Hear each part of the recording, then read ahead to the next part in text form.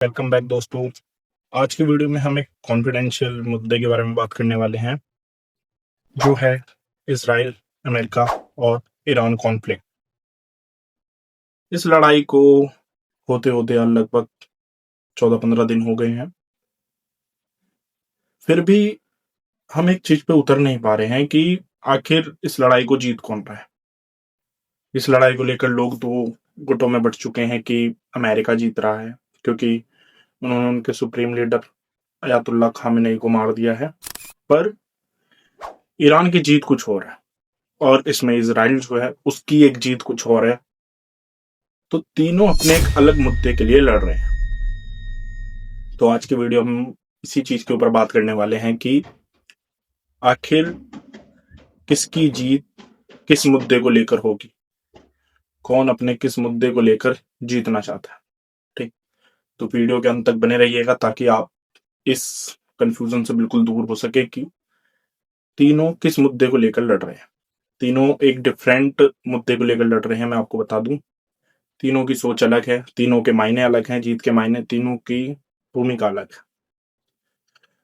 और तीनों को अगर जीतना है, तीनों को, ईरान में चाहे कोई भी उसके सुप्रीम लीडर को मार दो, चाहे उसके किसी भी सर्वोच्च नेता को मार दो, उससे उसकी हार नहीं है। ऐसे ही अमेरिका चाहे उसके कितने ही सुप्रीम लीडर्स को मार दे, राजा को मारता रहे, उसमें उसकी जीत नहीं है। और इजराइल की भी जीत इस चीज में नहीं है। तो आज हम इसी मुद्दे पे बात करने वाले हैं। तो वीडियो के अंदर जरूर बने रहिएगा ताकि आपको इजराइल, ईरान और अमेरिका कॉन्फ्लिक्ट के बारे में पूरी जानकारी मिल सके।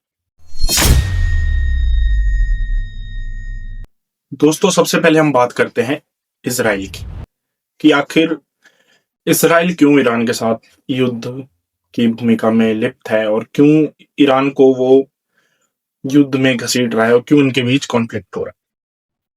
तो सबसे पहली बात, इजराइल एक यहूदी कंट्री है और यहूदी और मुस्लिम्स में काफी लंबे टाइम से संघर्ष चलता आ रहा है। और यहूदी एक इसके बीच में एक लड़ाई भी हुई थी जब सबसे पहले इजराइल बना था। तो लगभग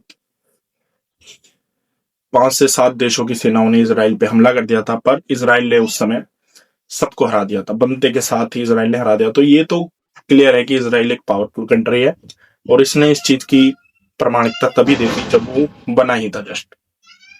पर हम बात करते हैं इजराइल और ईरान कॉन्फ्लिक्ट के बारे में, तो हमें पता चलता है कि इजराइल एक नैतिकता और एक भूमिका पे कार्य कर रहा है कि वो किसी भी मुस्लिम देश के हाथ में न्यूक्लियर्स नहीं आने देना चाहता। न्यूक्लियर्स आप लोगों को पता ही होगा, परमाणु हथियार, जो कि बहुत घातक होते हैं, जो कि हिरोशिमा और नागासाकी पर अमेरिका ने गिराया था। और उससे हमें पता चल चुका है कि वो कितने घातक हो सकते हैं। आज तक उसके निशान वहां से मिटे नहीं है। ठीक है, और इजराइल एक बहुत छोटी कंट्री है, अगर उस पर एक परमाणु भी गिर जाए तो वो पूरा खत्म हो जाए। ठीक, इस वजह से इजराइल चाहता है कि उसका कोई भी एक इस्लामिक देश के आसपास कोई भी परमाणु संपन्न ना रहे। और बेसिक तौर पे कहा जाए तो वो खाड़ी देशों में, जो अरब नेशंस है, जो वहां पे मुस्लिम देश हैं, उन सब पे रूल करना चाहता है। ठीक है, उनकी मेन सोच यही है कि हम इन पे रूल कर सकें और दूसरी बात, ये सब हमसे कमजोर रहे, ये ताकतवर देश ना बन सके, इनके पास कोई हाईटेक हथियार ना हो, हाईटेक खतरनाक हथियार ना हो, परमाणु हथियार ना हो, ताकि ये इन पे भारी ना पड़े। क्योंकि अगर कोई भी एक मुस्लिम राष्ट्र बेसिक तौर पे फिलहाल तो ईरान इन सब में सबसे ज्यादा पावरफुल है खाड़ी देशों मुस्लिम्स में, तो अगर इनके पास परमाणु आ गया, तो अगर ये हार भी रहे हैं या इजराइल इन पर भारी भी पड़ रहा है, तो लास्ट में क्या चांस होगा कि वो परमाणु हथियार लेंगे और इजराइल पे गिरा देंगे। इससे क्या होगा, इजराइल पूरा निस्तो नाबूद हो जाएगा, खत्म हो जाएगा और वो स्टैंड भी नहीं कर पाएगा। इसलिए इजराइल चाहता है कि उसके आसपास कोई भी जो मुस्लिम राष्ट्र है वो परमाणु हथियार ना बना पाए। इस वजह से वो ईरान के साथ युद्ध व्यवस्था में है, उसके साथ युद्ध कर रहा है। ठीक है, तो इजराइल के जीत के मायने तो बस यही है कि वो उसके न्यूक्लियर प्लांट्स को हिट कर सके, न्यूक्लियर प्लांट्स को खत्म कर सके, और न्यूक्लियर प्लांट्स को बिल्कुल ही खत्म कर दे। बस उसके लिए जीत के मायने यही है कि उसने वहां के न्यूक्लियर प्लांट्स उड़ा दिए, खत्म। अब बात करते हैं कि अमेरिका का आखिर इस युद्ध में क्या फायदा है और अमेरिका इस युद्ध को क्यों लड़ रहा है ईरान के साथ, इजराइल के साथ मिलकर। तो अमेरिका जो है वो अपने प्रभुत्व की लड़ाई लड़ रहा है। प्रभुत्व कैसे? अमेरिका डॉलर से इस पूरी दुनिया को कंट्रोल करता है, ठीक है। डॉलर्स के वजह से ही वो इस पूरी जो स्टेट कंट्रीज है इन पे सैंक्शंस लगाता है, ठीक है, कि आप इससे ट्रेड नहीं कर पाएंगे, इससे ट्रेड नहीं कर पाएंगे। तो ऐसे ईरान में भी है। एक टाइम पे ईरान में अमेरिका की सरकार थी। अमेरिका की सरकार में इसलिए कह रहा हूं क्योंकि जो उसका रूलर था वो बिल्कुल अमेरिका का पपेट था।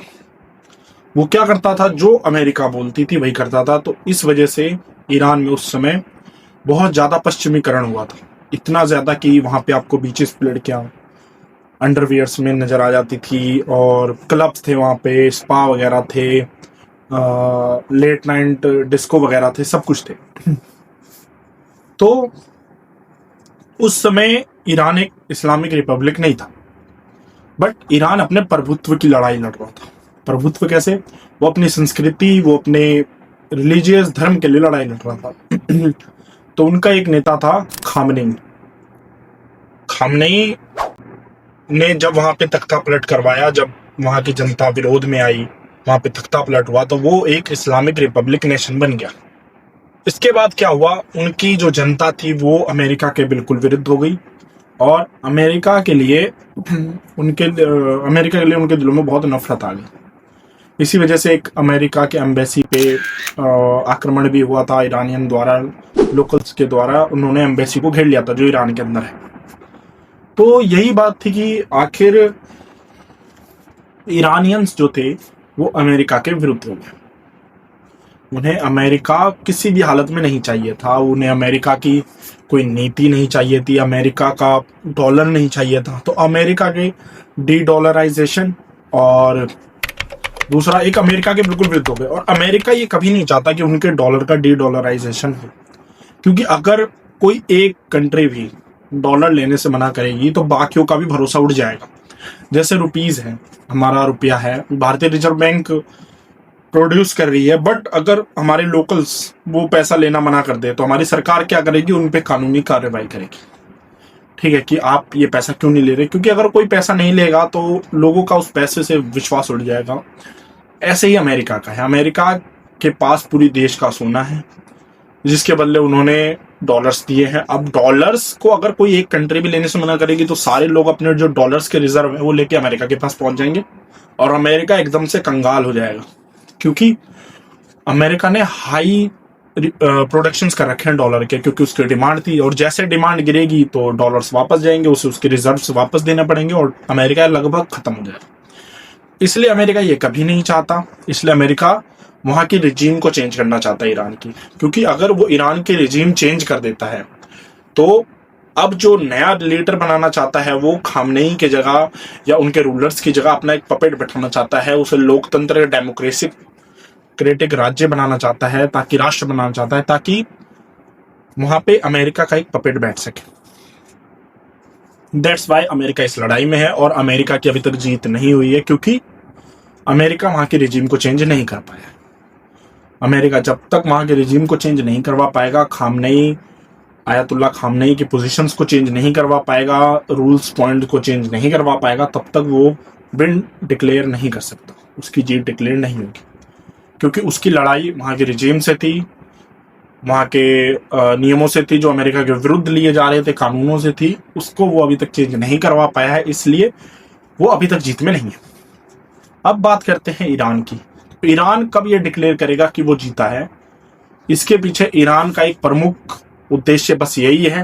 पहला, जो रूल कर रहा है पार्टी वही रूल करे, खामनेई, ठीक है, उन्हीं के रूलिंग पार्टी हो, वही रूल करे और उन्हीं के नियम से हो, और उस पर कोई भी प्रतिबंध ना लगाए, कोई भी बाहरी शक्ति उसको रोके ना। और दूसरा, वो अपना न्यूक्लियर वेपन टेस्ट करे, क्योंकि जिस दिन वो न्यूक्लियर वेपन टेस्ट कर लेगा, किसी के अंदर हिम्मत नहीं होगी कि वो ईरान को रोक सके। ईरान पूरी तरह से खत्म है, ईरान के हाथ में कुछ भी नहीं है, लेकिन वो फिर भी हारा नहीं। अगर आप देखेंगे तो ईरान में अभी 1 करोड़ रुपए की नोट निकला है, 1 करोड़ का नोट। आपको मैं बता दूं, जिस देश का जितना बड़े नंबर का नोट निकलता है, जैसे हमारे यहाँ मैक्सिमम नंबर्स का नोट एक 2000 का था, वो बंद कर दिया गया। क्यों? क्योंकि उससे पता चलता है कि हमारा देश का जो पैसा था वो सस्ता हो रहा है, इसलिए 2000 का नोट है। वैसे ऐसा भी नहीं होता, लेकिन ये भी एक ट्रूथ है। अब दूसरी बात,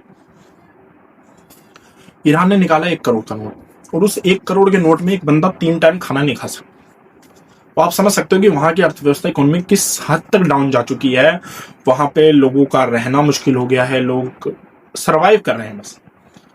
तो ईरान तो पूरी तरह से खत्म है, उसे कुछ नहीं चाहिए। ईरान को बस अब यही चाहिए कि उसकी जो रजीम है वो वहां रहे, और वो अपना एक न्यूक्लियर टेस्ट करे, और वो स्वतंत्र रूप से अपने निर्णय खुद ले सके, उनके ऊपर कोई बाहरी शक्ति का प्रयोग ना हो, ताकि वो आने वाले समय में अपने आप को एक पावर के रूप में दुनिया के सामने एक कंट्री घोषित कर सके कि भाई हम एक न्यूक्लियर पावर है। और उसके बाद फिर उसे कोई रोक नहीं पाएगा। ठीक है, अमेरिका सैंक्शंस लगा सकता है, लेकिन उनकी हिम्मतों को नहीं तोड़ सकता। तो ईरान पर्टिकुलर रूप से अभी विन में, जब तक उसकी रिजीम चेंज नहीं होगी, जब तक वहां के जो रूलर्स हैं वो चेंज नहीं होंगे, ईरान तब तक विन में रहेगा। एक सिर्फ आयतुल्ला खामनेई की मौत से ईरान नहीं हारेगा।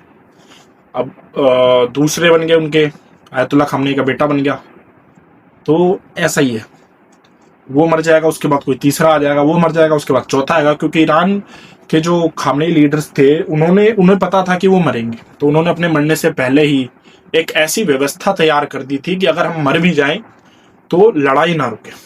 अभी आप जानेंगे कि 40-50 हिस्सों में ईरान जो बट चुका है, और उन 50 हिस्सों से उन पे आक्रमण हो रहे हैं। क्योंकि उन्होंने हर एक के लिए, जैसे एक हमारे यहाँ होता है, जैसे एक क्लास होती है, वहां एक टीचर बैठा दिया जाता है और उस पूरी क्लास को वो टीचर नियंत्रित करता है। ऐसे ही ईरान ने अपने 40-50 हिस्से बांट दिए हैं कि अगर मेरी सुप्रीम की मौत हो जाए तो आप 40 के 40 वार करेंगे। फिलहाल उन्होंने अपना नया आयतुल्ला खामनेई भी डिक्लेयर कर दिया है, रहबर भी डिक्लेयर कर दिया है। तो वो अभी नहीं हारे हैं, ना वो हारने वाले हैं, अभी तो वो पीछे नहीं हटे हैं। अगर उन्हें जीतना, अगर अमेरिका को जीतना है तो ईरान में उन्हें अब रिजीम चेंज करनी पड़ेगी, और अगर ईरान को जीतना है तो उन्हें इसी रिजीम के साथ अपने आप को सटिलता से, दृढ़ता से दिखाना पड़ेगा कि हम अब तक उसी रिजीम में हैं जिसके खिलाफ आपने लड़ाई लड़ी थी। और अगर इजराइल की बात की जाए तो इजराइल नॉर्मल रूप से जीत चुका है, क्योंकि इजराइल का एक ही मुद्दा है कि जब जब आप न्यूक्लियर टेस्ट या न्यूक्लियर के प्रोग्राम के नजदीक पहुंचोगे, हम तब तक आप पर आक्रमण करेंगे। तो फिलहाल इजराइल ने ईरान पे आक्रमण कर दिया है। उनके लगभग जो उन्होंने क्लेम्स करे हैं कि परमाणु संयंत्रों पर उन्होंने बमबारी भी की है, जिससे उनके सारे नष्ट हो गए हैं। अब हुए नहीं हुए वो ईरान को पता है। बेसिक तौर पे इसमें अफवाहें तो खूब उड़ेंगी कि ईरान ये भी कह सकता है कि नहीं हुए, क्योंकि ताकि लोग थोड़े कंट्रोल्ड रहें, और इजराइल की खुफिया एजेंसीज के मुताबिक उन्होंने उड़ा दिया। तो इजराइल विन है, इजराइल जीत चुका है, बट अमेरिका हारा है, और ईरान अभी भी जीता हुआ है। क्योंकि ईरान का उन्होंने भले ही न्यूक्लियर पावर प्लांट्स को अगर खत्म भी कर दिया, तो वो दोबारा स्टैब्लिश करने के लिए फिर वहीं बैठेंगे, चाहे उन्हें 10 साल लग जाए, 20 साल लग जाए, 30 साल लग जाए। वो चाहते हैं कि वो एक बार न्यूक्लियर पावर बने। तो आज की वीडियो में इतना ही। आप समझ चुके होंगे जो मैं आपको बताना चाह रहा था कि आखिर तीनों देशों के लिए जीत के मायने क्या है। ईरान के लिए जीत के मायने क्या है, अमेरिका के लिए क्या है, और इसराइल के लिए क्या है। अगर आपको वीडियो अच्छी लगी हो तो वीडियो को लाइक कर देंगे और चैनल को सब्सक्राइब कर लेंगे, और कमेंट्स करेंगे कि आपको क्या लगता है कि इस वॉर में किसको फायदा और किसको नुकसान हो रहा है। बाकी मिलते हैं अगले वीडियो में। जय हिंद, जय भारत।